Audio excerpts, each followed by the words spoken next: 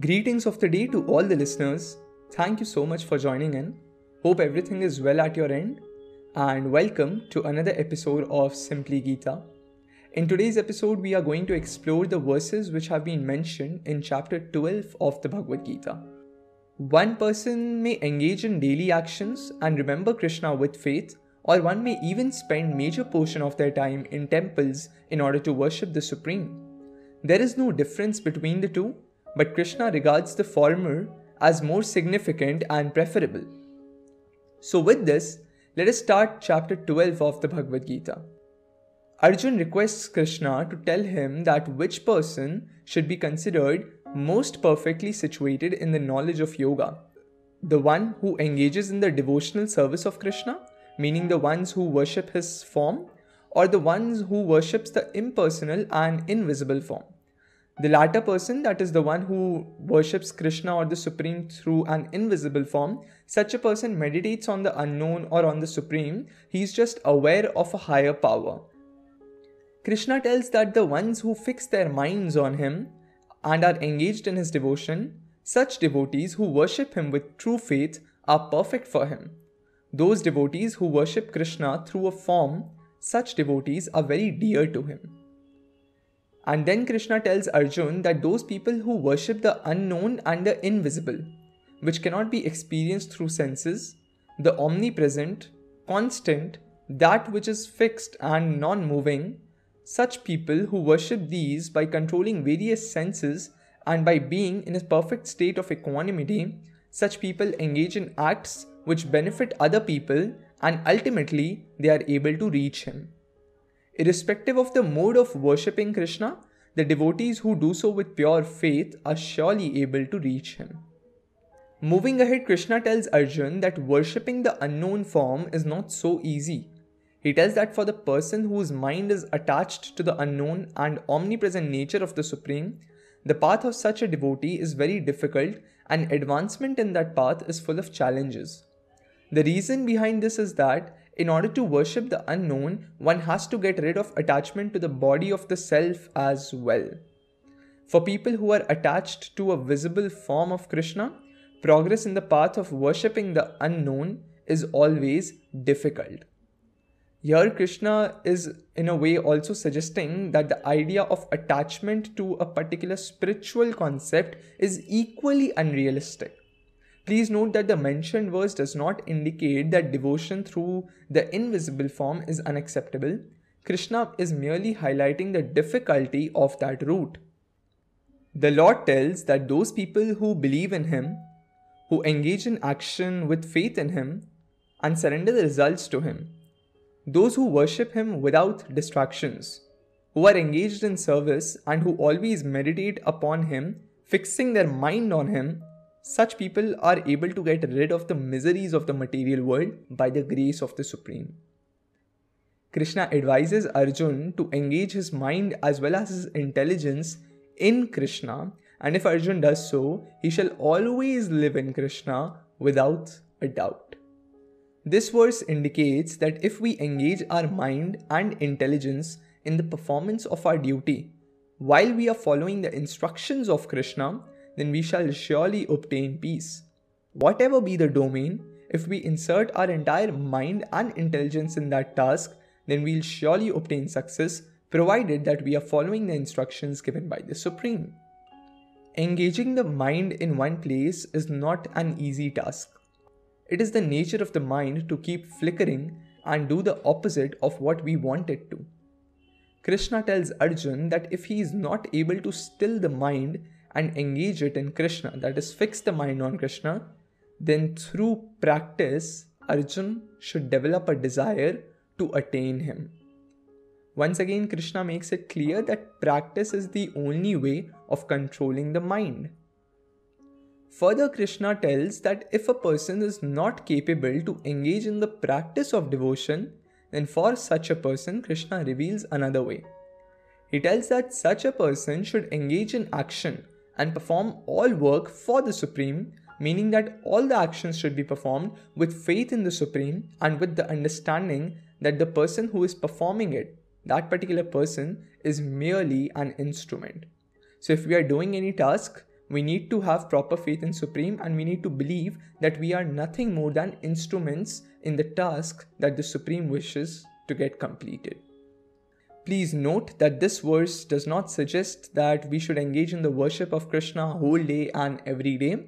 This verse means that whatever task we may engage ourselves in, we should perform it keeping in mind the instructions of Krishna.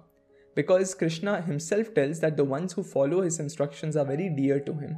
So following his instructions and carrying out prescribed duties is also a way of worshipping the Supreme.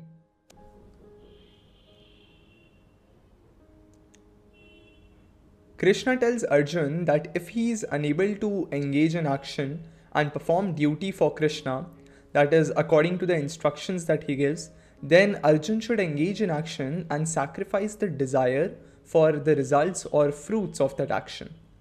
By not being affected in profits or losses, a person should be tried to situate. By not being impacted much by favorable and unfavorable By not being impacted much in unfavorable and favorable situations, a person should try to be situated in the self, that is, one should not be controlled by the external influences. The original principle of Stoicism was recommended by Krishna around 5000 years ago in the Bhagavad Gita. Krishna recommends so many alternatives to the people through this particular conversation. He tells that even if Arjun cannot apply the idea of acting without the desire for fruits, then he should try to gain knowledge. He tells that rather than practicing a principle in which one does not have firm belief, one should seek knowledge. However, he tells that meditation is considered better than knowledge, and getting rid of the desire for results of action is even better than meditation. No person can attain a greater state of peace than the one who has been able to get rid of the attachment to the results. By meditation, Krishna means that whatever task we do so in a state of meditativeness, meaning to say that we are fully immersed in that particular activity. God then tells that the one who is not jealous, who is kind and friendly towards all, who is free.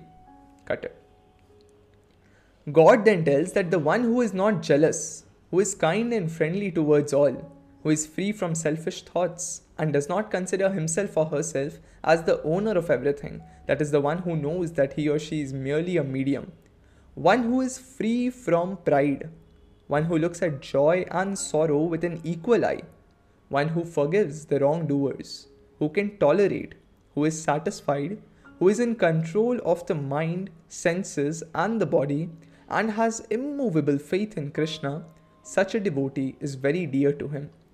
So in this particular verse, Krishna has listed all the qualities that are dear to him. It goes without saying that the person who even tries to develop these qualities will become dear to God. Krishna further describes the qualities as well. Explaining to Arjun, he tells that the person who neither disturbs others, that is, who never puts others in difficulty, nor is the person disturbed by others, that is, the progress or defeat of others does not shake the state of equanimity of that person. One who maintains perfect equilibrium in both happiness and sorrow, fear and worry, such a devotee is close to Krishna. If we reflect carefully, then we shall observe that all these mentioned qualities are similar to that of a yogi. God then tells that the true yogi is free from desires and is not working for some result. A question may arise in our minds that what is the meaning of work if we do not seek some result? But the truth is, when the work is performed only for the sake of doing it with utmost perfection, without any motive, then such work becomes very pure. This verse does not suggest that we should not have a goal or an end result in mind. We may have the end result in mind, we should have a target and we should try to achieve it, but the fact is that we should not be attached to that target. We should do all that is possible for the sake of doing our work in the best manner, but we shouldn't be attached to that particular target. Here the God wants to say that we should only focus on our task, our duty, and perform it with perfection. Krishna then tells that his devotee, who is pure, who is expert, that is skilled, who does not care about the external influences, and who is free from all sorrows, such a devotee is very dear to him. Moving ahead, Krishna tells that one who neither celebrates over victory nor grieves over loss is a true devotee. Here, celebration is used for overwhelming emotions. The true yogi is not overwhelmed either by success or by failure. He tells that the yogi who does not desire or weep and who abandons the claim over both favorable as well as unfavorable actions, such a devotee is close to Krishna. The last line becomes very significant. He wants us to understand that attachment to any of them is unacceptable. We shouldn't be too happy when we pursue favorable actions and not too sad if we indulge in an action which is unfavorable for us. By maintaining a state of equilibrium, we will stay aware of our wrong acts and they shall never exceed the limit acceptable by the Lord. The person who has the same attitude towards friends and enemies, who maintains equanimity in respect and disrespect, heat and cold, joy and sorrow, glory and infamy, who is not trapped in wrong association, who speaks less and is satisfied, the one who is fixed in knowledge and engages in the devotional service, such a person is very dear to Krishna. The true yogi is satisfied with both fine dining as well as minimum food. A true yogi does not care about the mentioned circumstances, he is only engaged in his duty without deviation. The person who has immovable faiths is very dear to Krishna. Here the Lord means to say that he blesses those people who have faith not only in the Supreme but more importantly towards their duties and responsibilities. He tells that the ones who follow the path of devotional service, such people are very dear to him. Where there is faith, there is no room for suspicion. This is true in every domain of life, from profession to relationships. Thus, when we engage in that work in which we have extreme faith, we surely gain happiness. So with this, we have concluded the 12th chapter of the Bhagavad Gita, where Krishna sheds light on the different ways of engaging in devotional service to him while ensuring the fulfillment of duties. We can choose the way that suits us. The only thing that we have to ensure is that the devotion should be true. Hope this episode was interesting. Thank you so much for joining in. Stay tuned for the next episode, and I would appreciate if you let me know the views on the episodes by connecting with me through the links given in the description box. Thank you once again, take care, and have a great day ahead.